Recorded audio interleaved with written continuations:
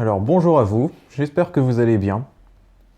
Et je vais vous parler de cette expérience que j'ai fait pendant ma période de long confinement, un grand confinement, euh, qui était le regard dans le miroir. On sait tous que le regard, les yeux sont le miroir de l'âme. C'est une belle citation, mais c'est vrai que dans le regard de quelqu'un, il se passe quelque chose. Et je savais que c'était quelque chose de fort d'observer quelqu'un dans les yeux pendant une minute. J'avais un ami, enfin j'ai toujours un ami, hein, il est toujours vivant, Laurent de Cruz, qui lui aimait beaucoup observer les regards. Il y a eu une période comme ça où il voulait filmer les regards, les photographier, il les a photographiés. Et je sais que quand dans la réalité on observe quelqu'un pendant une minute, il y a au départ des résistances. Et au bout d'un moment, ces résistances s'effondrent et on voit l'autre et ça peut faire peur. Parce qu'on sait aussi que l'autre nous voit tel qu'on est. On se sent comme fragilisé. J'ai fait l'expérience, déjà avec moi-même, parce qu'il y avait un mec sur YouTube qui s'appelait Jem Jem. Il faisait des défis genre une action répétitive pendant 10 heures. 10 heures d'affilée. C'était ça le défi. Et faire quelque chose de répétitif qui n'a pas de sens pour l'être humain, c'est quand même flippant. Je trouve que quelque part, voilà, il y a, même si on pourrait se dire c'est de la merde ce qu'il fait sur 10 heures, ben il y a un lâcher prise sur quelque chose. On se pose pas de questions, ça se fait, ça se refait et pas peur du vide, quoi, le vide qui est en nous peut-être. Et il a fait une expérience où il se regardait dans le miroir pendant je sais plus combien de temps. Et il avait très mal vécu. Il avait même dit que c'était potentiellement dangereux parce qu'il ne se reconnaissait plus à un moment. Ça, je pense que c'est assez flippant de ne plus se reconnaître quand on se regarde dans le miroir comme ça. Et il a eu des hallucinations aussi. Alors j'ai voulu vérifier si c'était vrai, mais pas que pour ça. Moi, ce que je me suis dit, c'est que chacun a une impression différente en se regardant dans le miroir. Certains vont se kiffer, voilà, ils vont vraiment aimer ce qu'ils voient d'eux-mêmes. Et au contraire, d'autres vont chercher à éviter de se regarder vraiment. Ils vont se trouver moches, il y aura toujours un défaut, un truc qui n'ira pas. Moi, ça va, je suis plutôt à l'aise quand je me regarde dans le miroir.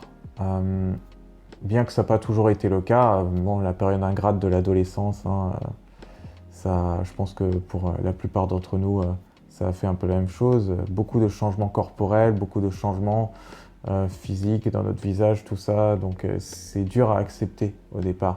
Et comme on est beaucoup conditionné sur l'apparence, l'extérieur, et ben du coup, quand on voit que l'extérieur est en train de changer, à l'intérieur, on se sent pas très bien. Ça bouge aussi, quoi. Notre extérieur influence notre intérieur. Mais j'ai touché le micro, désolé. Mais beaucoup trop, à mon sens. Parce que on était au point de déprimer en voyant ce qu'on voyait changer. Et comme ça changeait, c'était nouveau, on ne savait pas si on devait trouver ça beau ou pas beau. Et souvent, bah, ça peut arriver, quoi. On trouve ça pas beau, un changement. On a été habitué pendant je sais pas combien de temps à avoir, par exemple, moi c'était le cou, la gorge où il n'y avait pas la pomme d'Adam à l'adolescence. Et quand il y a eu la pomme d'Adam, j'ai trouvé ça moche. J'étais aussi l'un des premiers à l'avoir. Donc je me sentais différent et c'était pas beau. Surtout que ce qu'on voyait à la télé dans les séries teenage, où il y avait plein d'adolescents, ben, ils n'avaient pas trop la pomme d'Adam, où ils avaient des coups larges. c'était, c'était pas trop voyant. Et moi, étant mince, ben, c'était compliqué. Ça affecte carrément l'identité. On se demande mais qui je suis en fait. Est-ce que je suis bon? Est-ce que finalement je vaux la peine qu'on me parle, vu comment je suis moche, vu mon image, vu mon apparence? Alors que ben, on se rend compte qu'on a tout inversé. C'est à l'intérieur comment on se sent qui devrait impacter l'extérieur. Et je remarque que la plupart des personnes qui se sentent moches en se regardant dans le miroir sont des personnes qui se sentent déjà mal de base, ou qui ont passé une sale journée, ou alors qui ont une piètre estime d'elles-mêmes. C'est très compliqué pour elles de s'aimer et d'aimer ce qu'elles voient dans le miroir. Donc elles ne voient que les défauts, ce qui est en accord avec cet état qui les traverse. Et moi, bah là, c'est comme ça allait, c'était cool, et souvent j'arrivais à moduler mon expression. Moi.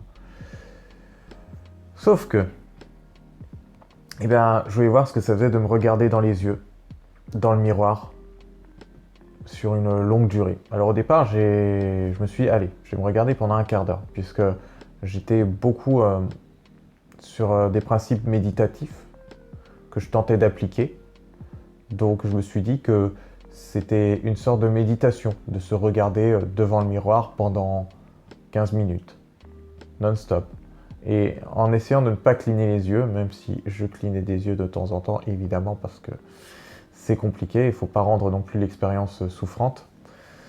Ce que j'ai pu remarquer, je sentais rien. Alors, est-ce que je sentais vraiment rien? Maintenant, si je me plonge dans le ressenti et que je dois vous l'expliquer, c'est que très rapidement, mon regard devenait flottant.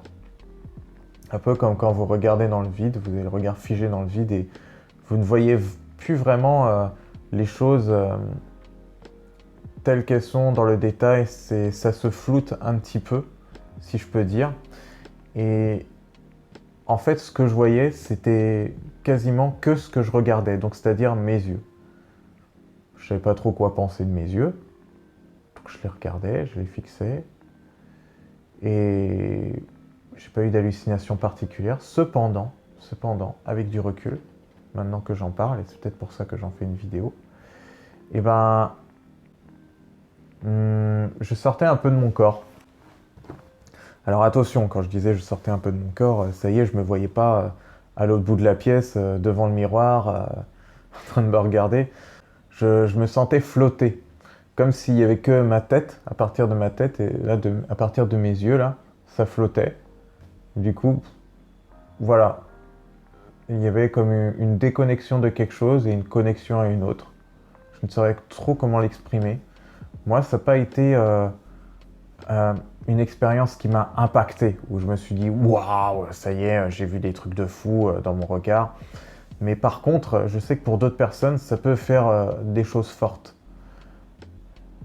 Donc, je vous conseillerais d'essayer, mais adaptez la durée.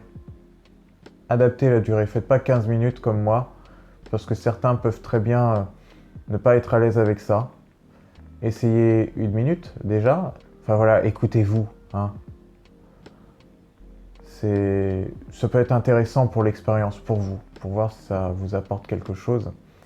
Mais pour les personnes qui ont du mal à se regarder dans le miroir, ouais, c'est un exercice de se regarder et de remarquer ce qui est appréciable. Mais dans tous les cas,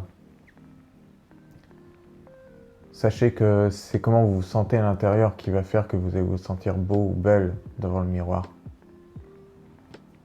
Moi, j'étais assez neutre et plutôt positif par rapport à mon regard, parce que souvent je me regarde, je prends des têtes qui me conviennent, je fais des expressions de visage qui me conviennent aussi. Et c'est tellement devenu instinctif chez moi que je le remarque même plus. C'est comme s'il y avait un état interne qui se faisait en me regardant dans le miroir. Un état interne qui se faisait directement. Flop, c'est un réflexe. Ça y est, j'ai une façon de me regarder. Comme si quelque chose qui me disait de ne pas me regarder méchamment. Et je trouve que c'est trop dur même. Vous voyez, là je l'imagine. C'est trop dur de m'imaginer me regarder méchamment avec haine. C'est trop dur pour moi. Je pourrais pas. Je sais pas si ça m'est déjà arrivé de me dire je te déteste en me regardant, tout ça. Peut-être dans mes périodes jeune adulte, très torturé, mais je m'en rappelle pas. Le regard, c'est quelque chose de très important. C'est le regard que vous avez sur les choses, le regard que vous avez sur vous et qui émane de l'intérieur. Comment vous vous sentez?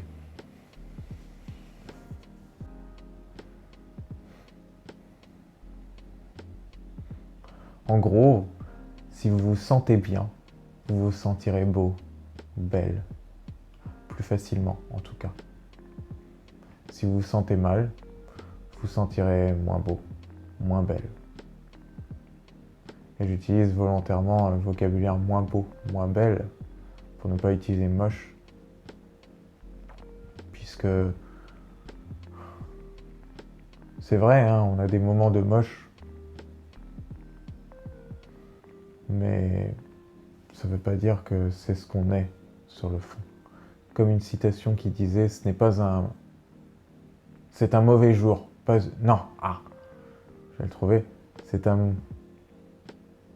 Ouais, c'est un mauvais jour, pas une mauvaise vie. Donc voilà, c'est ce qu'il faut se dire. On est ponctuellement en certains états, et ça finit toujours par changer.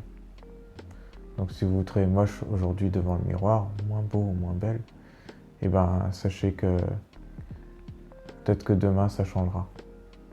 Et peut-être que le moche reviendra. Et le moins beau, la moins belle, et puis le plus beau, la plus belle, et voilà.